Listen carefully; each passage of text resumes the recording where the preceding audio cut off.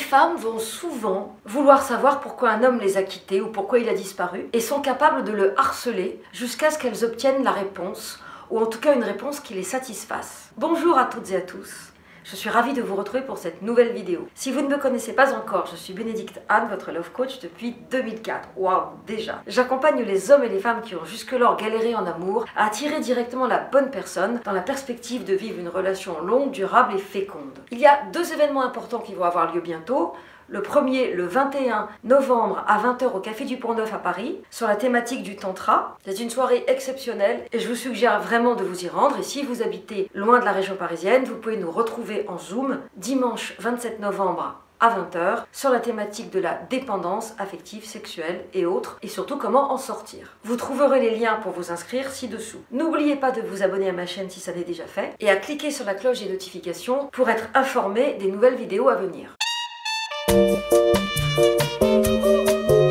Les femmes veulent souvent savoir pourquoi un homme les quitte et sont capables de le harceler jusqu'à ce qu'elles obtiennent une réponse qui les satisfasse. Et quand je parlais de harcèlement, c'était pas complètement à côté de la plaque parce que je sais qu'il y a des femmes qui vont appeler jusqu'à ce qu'elles sachent. Et pour être honnête, je l'ai fait quand j'avais une petite vingtaine d'années. Je n'ai pas lâché le gars jusqu'à ce qu'il me dise pourquoi. Et ça a été très instructif pour moi. C'est complètement humain, c'est complètement normal de vouloir savoir pourquoi un homme vous quitte. Et en même temps, quand on a une petite vingtaine d'années, on ne sait pas, mais quand on a déjà un peu de bouteille, on le sait. Le verre était déjà dans le fruit. En fait, vous avez déjà les éléments. Il y a pour cela plusieurs façons de repérer si cette personne est susceptible de vous quitter du jour au lendemain en bottant en touche parce qu'il est lâche.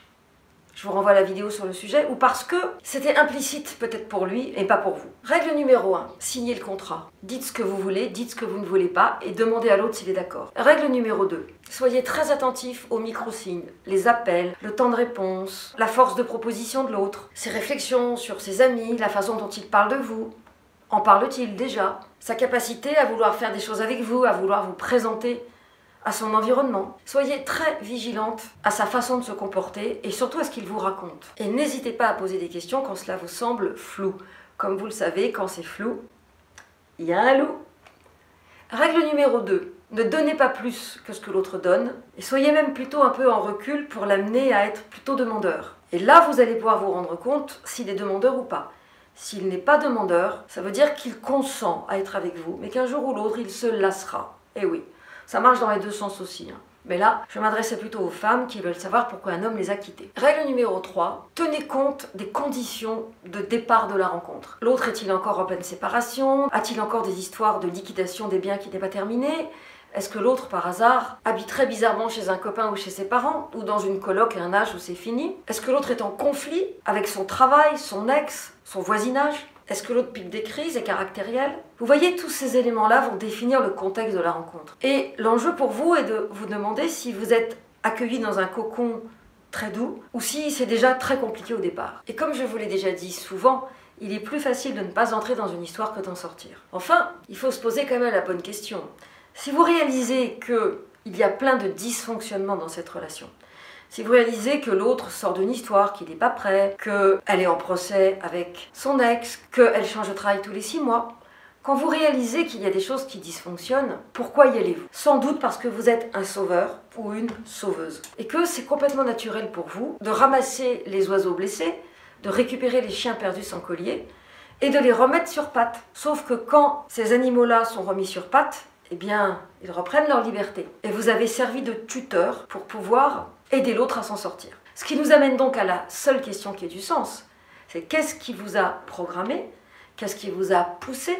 Qu'est-ce qui fait que vous ne vous autorisez pas à rencontrer quelqu'un qui est prêt à l'emploi? En gros, le passé c'est réglé, le présent ça va, le futur existe parce qu'il a des projets, il a plein d'idées, elle est dynamique, les enfants sont en bonne santé, les parents vont bien. Voilà, vous n'êtes pas obligé de démarrer une histoire avec des gens qui déjà sur leur CV sont compliqués. Et même si vous avez été programmé pour le faire, je considère qu'au bout de 2-3 histoires foireuses, on a envie d'un peu de sérénité. Alors, est-ce que vous êtes plutôt du genre à ramasser les chiens perdus sans collier et à les nourrir de façon à ce qu'ils ressortent ragaillardis pour aller draguer la voisine?